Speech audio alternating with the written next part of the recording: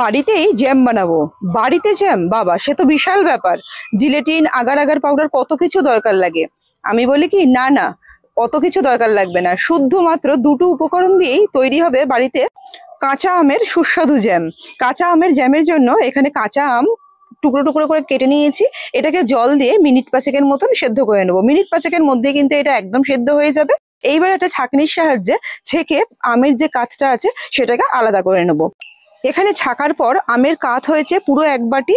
আর এই 1 বাটির মাপটা কিন্তু ভীষণ জরুরি, যতটা ঠিক আমের কাতটা ততটাই চিনি দিলেই কিন্তু একদম পারফেক্ট জ্যাম তৈরি হয়ে যাবে। আর মাত্র এই দুটো উপকরণ দিয়ে জ্যাম জমবে দারুণ।